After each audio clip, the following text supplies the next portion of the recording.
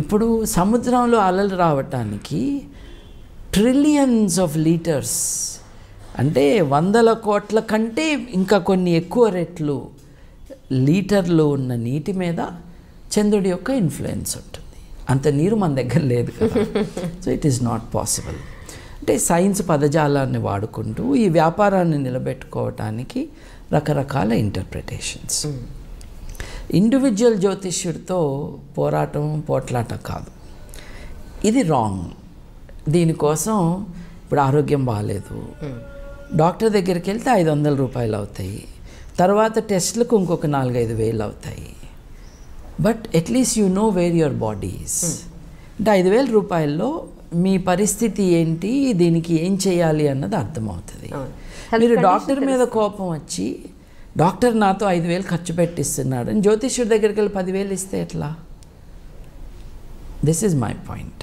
నీకు ఈ ప్రాబ్లం ఉంది, దీనికి రెమెడీ ఇది, దీనికి 5,000 దీనికి ఖర్చు అవుతాయి, 3,000 దానికి ఖర్చు అవుతాయి, ఈ దానం ఇది అని చెప్పేసి 10,000 ఖర్చు పెడుతున్నారు. అలా చేయొద్దండి, ఆలోచించుకోండి అని చెప్పటమే. Also to say that modern science, modern medicine, this is the way for our welfare.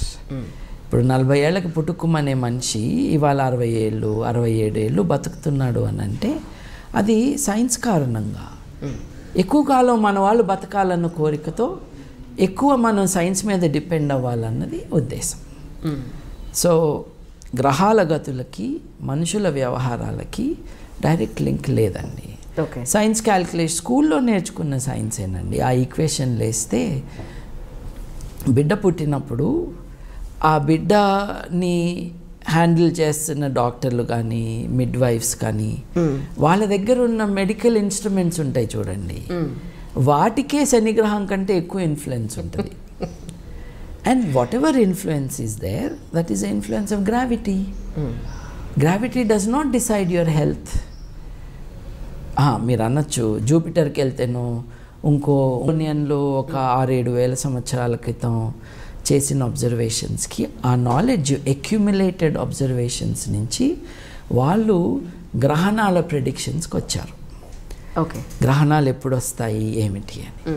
20,000 సంవత్సరాల పాటు మీరు as a civilization, continuous civilization, painting గురించి చెప్పింది అందుకే, you accumulate knowledge, then you are able to see a pattern.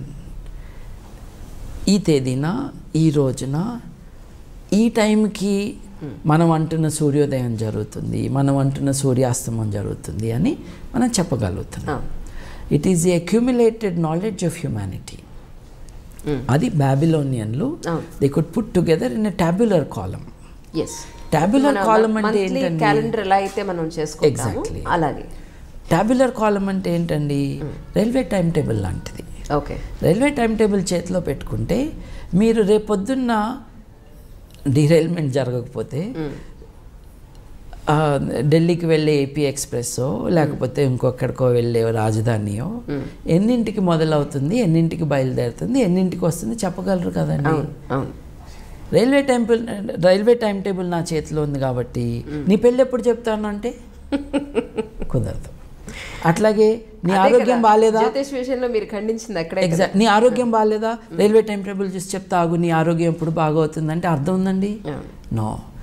గ్రహాల గతులని మనం ఒక ప్యాటర్న్గా మనం డాక్యుమెంట్ చేసినప్పుడు అది మనకు ఒక ఆల్మనాక్గా కానీ లేకపోతే ఈ గ్రహాలు ఎప్పుడు వస్తాయి, ఇది గ్రహణాలు ఎప్పుడు వస్తాయి, గ్రహాల మూవ్మెంట్ ఏంటని మనం చెప్పగలం. గొప్ప విషయం ఏంటంటే అబ్జర్వేషన్ చేసి we are able to tell us సూర్యాస్తమం అనండి, సూర్యోదయం అనండి, గ్రహణం అనండి, ఇది సూర్యుడి గ్రహణం కావచ్చు, చంద్రుడి గ్రహణం కావచ్చు. గ్రహాల గమనాలని చెప్పటం అన్నది is a result of your observation. అంటే ఏంటి? ఇక్కడ కూడా పదాల విషయం చాలా ముఖ్యం. ఒకప్పుడు జ్యోతిష్యం అని ఎవరినన్నారు, దేన్నన్నారు? భారతదేశంలో జ్యోతిష్యం అని దేన్నన్నారు అని అంటే ఆస్ట్రానమీని ఆస్ట్రాలజీని కలిపి ఒకే పదాన్ని వాడారు. Okay, right. నేను ఇప్పుడు మెచ్చుకుంటున్నది కానీ అబ్బురపడుతున్నది కానీ నేనేవన్నాను మెచ్చుకోవటానికి 10,000 సంవత్సరాల పాటు మానవాళి చేసిన గొప్ప విషయాన్ని చూసి నేను అబ్బురపడుతున్నాను. అది గ్రహాల గతుల యొక్క రిథంని వాళ్ళు డాక్యుమెంట్ చేసి గ్రహణం ఎప్పుడు వస్తుంది, సూర్యోదయం ఎప్పుడు, సూర్యాస్తమం ఇది అని చెప్పగలిగారు. Wonderful. That today is called ఖగోళ విజ్ఞానం. ఇట్ ఈస్ నాట్ కాల్డ్ జ్యోతిష్యం టుడే. ఇవాళ జ్యోతిష్యం అని దేన్ని అంటున్నాము? ఫలిత జ్యోతిష్యాన్ని అంటున్నాము. ఫలిత జ్యోతిష్యం అంటే ఏమిటి? గ్రహాలకి మనుషుల ఎఫైర్స్ మీద ఇన్ఫ్లుయెన్స్ ఉన్నది అని చెప్తున్నాం. దాన్ని ఫలిత జ్యోతిష్యం. ఓకే. దీనికి ఈ నయా జ్యోతిష్యులు ఏం చెప్తున్నారు? గ్రావిటేషన్ ఫోర్స్ ఉంది కదా, గ్రావిటేషన్ ఫోర్సు మనుషుల్లో చేంజ్ తీసుకురాదా అని ఒక సూడో సైంటిఫిక్ క్వశ్చన్ రేస్ చేస్తున్నారు. ఇది నేను రిపీటెడ్గా అడ్రస్ చేస్తూ ఉన్నాను.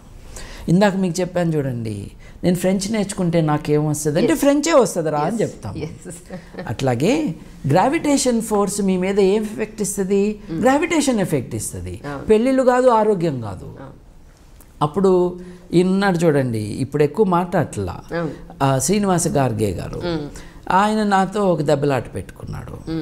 దెబ్బలాట పెట్టుకునే ముందు గ్రీన్ రూమ్లో, అంటే మనం అంతా జిడ్డు మొకాలం కదా, కొంచెం ఏదో పౌడర్లు వేస్తున్నారు. ఈ పౌడర్లు వేస్తా ఉంటే ఆయన అక్కడ నుంచుని, ఏమనుకున్నావు, నేను గాజులు తొడుక్కున్నాను అనుకున్నావా అన్నాడు. నేను అన్నాను, గాజులు తొడుక్కుంటే తప్పేంటండి, ఈ దేశంలో దాదాపు సగం మంది గాజులు వేసుకుంటారు కదా, మీకేంటి ఇబ్బంది అన్న అంటే ఆయన కొంచెం అవాక్కయ్యాడు అనమాట. It tells you something. గాజులు వేసుకున్న వాళ్ళు పవర్ఫుల్ కాదు అని వాళ్ళ మైండ్లో ఉంది. ఆడవారి పట్ల ఉన్న చులకన భావం ఇక్కడ కూడా బయటపడింది. సో బేసిక్గా మనం అండర్స్టాండ్ చేసుకోవాల్సింది ఏంటి అని అంటే, ఇవాళ మనం జ్యోతిష్యం అని దేనంటున్నామో, ఒకప్పుడు జ్యోతిష్యం అంటే it was knowledge of the movement of planets. గ్రహాల గతులను అర్థం చేసుకునే విజ్ఞానాన్ని జ్యోతిష్యం అనేవాళ్ళు. దానితో పాటు ఫలిత జ్యోతిష్యం కూడా ఉండేది. ఇవాళ దే హ్యావ్ స్ప్లిట్. గ్రహాల గతుల జ్ఞానాన్ని ఖగోళ విజ్ఞానం అంటున్నాము. ఏమి మిగిలింది అనంటే, ఆ పిప్పిలో ఏముంది అనంటే ఫలిత జ్యోతిష్యం ఉంది. ఇప్పుడు గ్రహణాలు ఎప్పుడు వస్తాయి, సూర్యోదయం ఎప్పుడు, సూర్యాస్తమయం ఎప్పుడు అన్నది is very obviously a great achievement to be able to say that. But గ్రహాల కారణంగా, గ్రహాల ఇన్ఫ్లుయెన్సు మనుషుల హ్యూమన్ అఫైర్స్ మీద ఉంటుంది. ఎప్పుడు పెళ్ళిళ్ళు జరుగుతాయి, వ్యాపారం ఎలా ఉంటుంది, లేకపోతే మన ఆరోగ్యాలు ఎలా ఉంటాయి అన్నది మటుకు has no basis in any reality. నేను ఇందాక మీకు చెప్పినట్టుగా శ్రీనివాస గార్గే గారు ఒక డిస్కషన్లో, మనిషి శరీరంలో 70% 60% నీళ్ళు ఉంటాయి కాబట్టి మరి చంద్రుడి కారణంగానే అలలు వస్తున్నాయని మీరు ఒప్పుకుంటారు కదా, మరి చంద్రుడి కారణంగా మనిషిలో మార్పులు రావని ఎలా అంటారు మీరు అంటే, ఒకటే ప్రశ్న, అయితే చంద్రుడి కారణంగా మనిషిలో అలలు వస్తున్నాయా? లేదే. ఇప్పుడు 60% వేసుకుందాం, 60 కానీ 70% కానీ, మనిషి 100 కిలోల మనిషి ఉన్నాడు అనుకోండి, కాస్త గట్టిగా పెద్దగా ఉన్న మనిషి. మరి నీరేమో లీటర్ నీరు కిలో బరువు ఉంటుంది. అంటే దాని అర్థం ఒక 100 కిలోల బరువు ఉన్న మనిషిలో 60% నీరు అంటే 60 కిలోలు నీళ్ళు ఉండాలి, 60 లీటర్లు నీళ్ళు ఉండాలి. ఏలుగోసి చూడు, నీళ్ళు వస్తాయేమో. ఇదన్నా వాటర్ ట్యాంకా? లేదే. అంటే నీరు ఎక్కడుంది శరీరంలో? అది జీవకణంలో ఉంది. It's not as liquid available for sloshing around. ఇది వాటర్ ట్యాంక్ కాదు. రక్తం ఒక 4 లీటర్లు రక్తం అనుకుందాము, కొంచెం ఎక్కువ కొంచెం తక్కువ అంత ఉంటుంది.